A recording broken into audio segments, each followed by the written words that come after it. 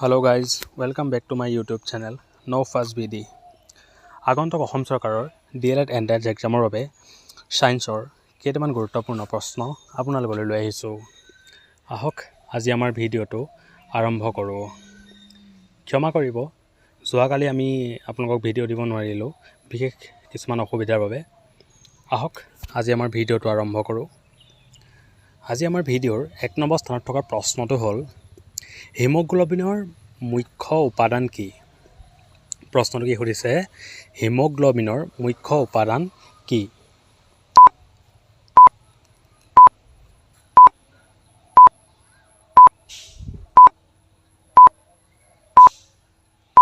ইয়াৰ উত্তৰটো কি হ'ব? ইয়াৰ উত্তৰটো হ'ব আইৰণ। হিমোগ্লোবিনৰ মুখ্য উপাদান কি? আইৰণ। সকলোৱে বুজি পালেনে? আহক আজি ভিডিঅ'ৰ পাছৰটো প্ৰশ্নলৈ যাওঁ। আজি ভিডিঅ'ৰ 2 নম্বৰ স্থানত থকা প্ৰশ্নটো হ'ল সালোক সংশ্লেষণৰ কোনটো পৰ্যায়ত অক্সিজেন নিৰ্গত হয়? আমাক প্ৰশ্নটো কি সুধিছে, সালোক সংশ্লেষণৰ কোনটো পৰ্যায়ত অক্সিজেন নিৰ্গত হয়?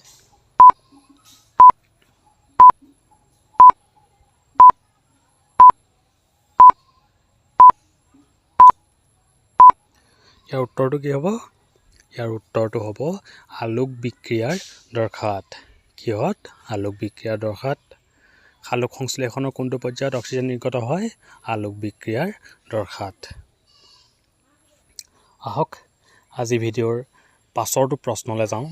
আজি ভিডিঅ'ৰ 3 নম্বৰ স্থানত থকা প্ৰশ্নটো হ'ল কোন শ্ৰেণীৰ উদ্ভিদৰ সালোক সংশ্লেষণ কৰিব পৰা ক্ষমতা নাই? প্ৰশ্নটো কি সুধিছে আমাক, কোন শ্ৰেণীৰ উদ্ভিদৰ সালোক সংশ্লেষণ কৰিব পৰা ক্ষমতা নাই?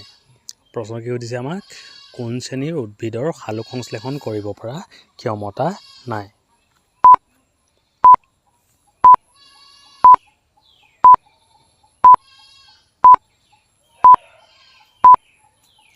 ইয়াৰ উত্তৰটো কি হ'ব? ইয়াৰ উত্তৰটো হ'ব সম্পূৰ্ণ কাণ্ড পৰজীৱী। উত্তৰটো কি হ'ব? সম্পূৰ্ণ কাণ্ড পৰজীৱী। প্ৰশ্নটো কি আছিলে, কোন শ্ৰেণীৰ উদ্ভিদৰ সালোক সংশ্লেষণ কৰিব পৰা ক্ষমতা নাই? উত্তৰটো কি হ'ব? সম্পূৰ্ণ কাণ্ড পৰজীৱী। আহক আজি ভিডিঅ'ৰ 4 নম্বৰ স্থানত থকা প্ৰশ্নটো চাওঁ।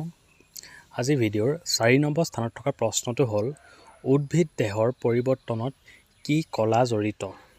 উদ্ভিদ দেহৰ পৰিৱৰ্তনত কি কলা জড়িত হৈ থাকে?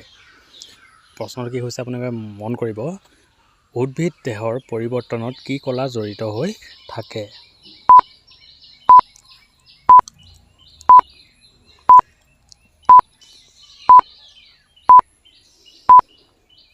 ইয়াৰ উত্তৰটো কি হ'ব?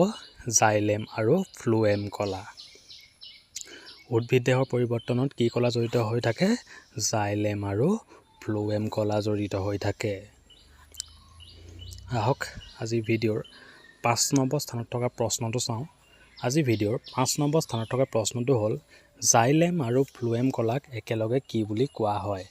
আমাক প্ৰশ্নটো কি সুধিছে, জাইলেম আৰু ফ্লুৱেম কলাক একেলগে কি বুলি কোৱা হয়?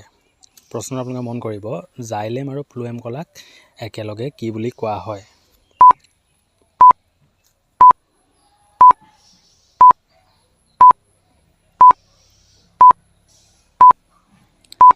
ইয়াৰ উত্তৰটো কি হ'ব? ইয়াৰ উত্তৰটো হ'ব সংবহন কলা। জাইলেম আৰু ফ্লুৱেম কলাক একেলগে কি বুলি কোৱা হয়? সংবহন কলা বুলি কোৱা হয়। আহক আজি ভিডিঅ'ৰ পাছৰটো প্ৰশ্নলৈ যাওঁ। আজি ভিডিঅ'ৰ 6 নম্বৰ স্থানত থকা প্ৰশ্নটো হ'ল চিলাই কলৰ আৱিষ্কাৰক কোন? আমাক প্ৰশ্নটো কি সুধিছে, চিলাই কলৰ আৱিষ্কাৰক কোন? চিলাই কলৰ আৱিষ্কাৰক কোন?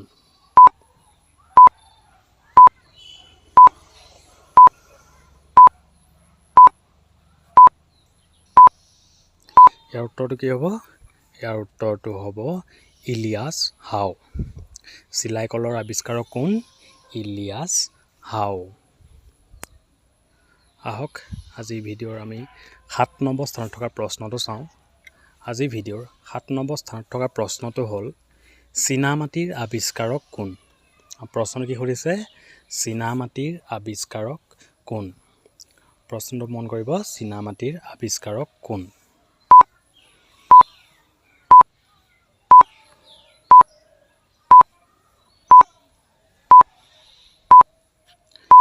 ইয়াৰ উত্তৰটো কি হ'ব?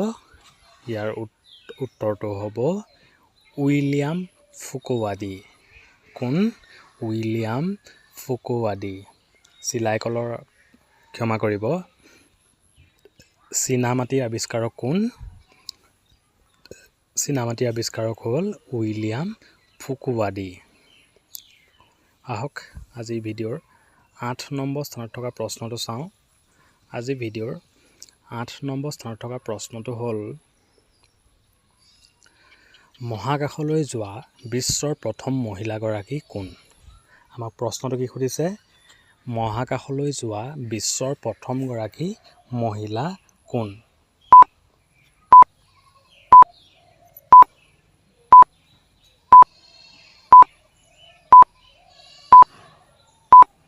ইয়াৰ উত্তৰটো কি হ'ব? ইয়াৰ উত্তৰটো হ'ব ভেলেণ্টিনা টেৰেস্কোভা। কোন? ভেলেণ্টিনা টেৰেস্কোভা। মহাকাশলৈ যোৱা বিশ্বৰ প্ৰথমগৰাকী মহিলা কোন? ভেলেণ্টিনা টেৰেস্কোভা। সকলো মনত ৰাখিব। আহক আজি আমাৰ ভিডিঅ'ৰ পাছৰটো প্ৰশ্নলৈ যাওঁ। আজি ভিডিঅ'ৰ 9 নম্বৰ স্থানত থকা প্ৰশ্নটো হ'ল, প্ৰেছাৰ কুকাৰৰ আৱিষ্কাৰক কোন? প্ৰশ্নটো আমাক কি সুধিছে? প্ৰেছাৰ কুকাৰৰ আৱিষ্কাৰক কোন?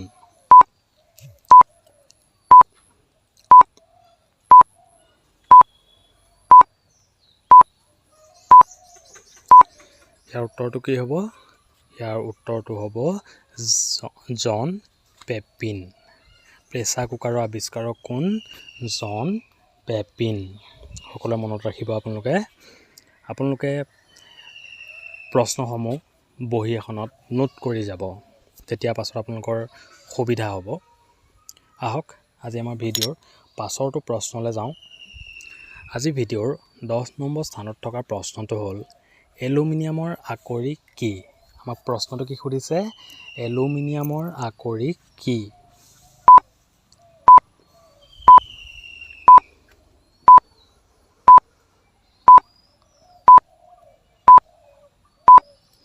ইয়াৰ উত্তৰটো কি হ'ব? ইয়াৰ উত্তৰটো হ'ব বক্সাইট। এলুমিনিয়ামৰ আকৰিক কি? বক্সাইট। সকলো বুজি পালেনে? যদি আপোনালোকে আমাৰ ভিডিঅ'টো চাই ভাল পাইছে, আমাক লাইক কমেণ্ট কৰি জনাবলৈ নাপাহৰিব। আৰু লগতে আপোনাৰ বন্ধুবৰ্গৰ মাজত আমাৰ ভিডিঅ'টো শ্বেয়াৰ কৰিবলৈ নাপাহৰিব। আহক আজি আমাৰ ভিডিঅ'ৰ অন্তিম স্থানত থকা প্ৰশ্নটো চাওঁ। আজি ভিডিঅ'ৰ অন্তিমটো প্ৰশ্ন হ'ল, এমিবা এককোষী নে বহুকোষী? আমাক প্ৰশ্নটো কি সুধিছে? এমিবা এককোষী নে বহুকোষী?